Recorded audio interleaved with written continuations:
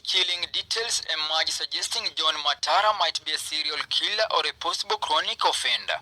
After K24 TV exposed the suspect accused of the brutal murder of Starlet in Nairobi's Airbnb, more victims have presented themselves to police, recording their statements of their horrific encounter with John Matara. He was strangling me. He had long nails.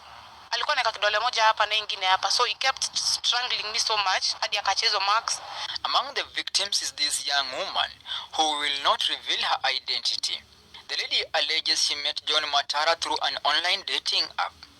She says the suspect lured her into an Airbnb within Roysambu, where she was violently attacked and was almost killed.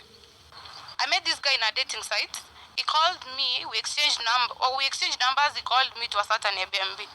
We went there, we met, everything was so nice from when he picked me from the cab.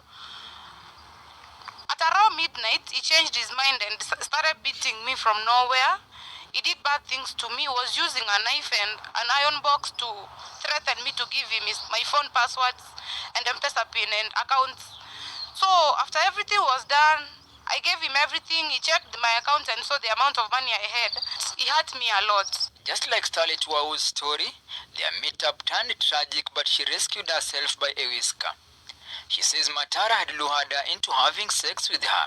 I'm naked and tied up on the floor, and he poured water on the floor so that I could feel cold. Like he was subjecting me to every bad thing so that I could hurry up and make the procedure easy for him.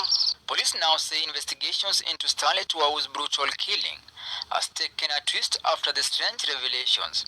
Investigators are now piecing up details to understand whether John Matara was a hired killer sent to eliminate Starlet, or the suspect has been doing this to several other women like in the above scenarios. Tunataka kujua kiini ya huyu muuaji ni nini na kwa nini alifanyia huyu msichana mapenzi baadaye akamuua, na alimweka kwenye process ya kufanya HIV test, hata akavaa kujizuia ugonjwa, akavaa condom na mwisho akamuua. Maybe he's a serial killer.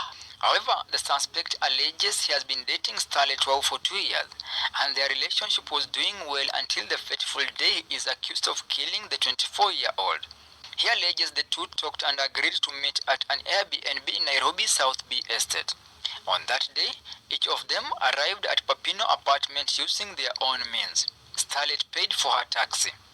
Matara further alleges as they were having a good time, Starlet became violent, alleging he was cheating on her. A quarrel ensued. He says the woman took a knife and stabbed him. On his side, he fought back as he strangled the young girl, snatched the knife from her hand, stabbed her on the thigh and escaped from the crime scene. Allegations that cannot be verified since Starlet is dead. Uchunguzi inaendelea. Tujue nia yake ilikuwa gani ya kuchukua nyumba na kupeleka msichana na kumtendea kitendo kama hicho.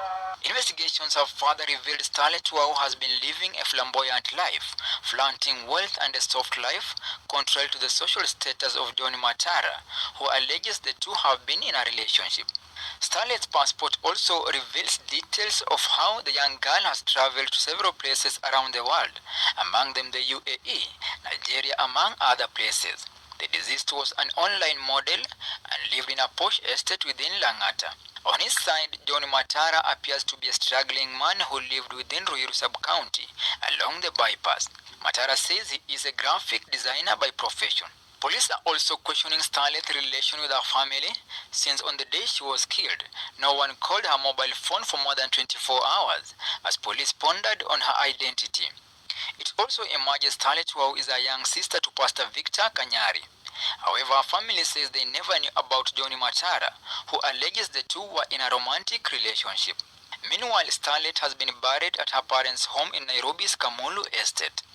The family did not allow the media to cover her final send-off. Na ningetaka pia kuambia wenye wana hizo manyumba za BNB Nairobi wachukue aina gani. A story becomes one of the most tragic love puzzles that was cut short at this Airbnb within Nairobi, leaving a majority perplexed just how the city has become a terrible place for such young girls. Franklin Wala, K24 TV.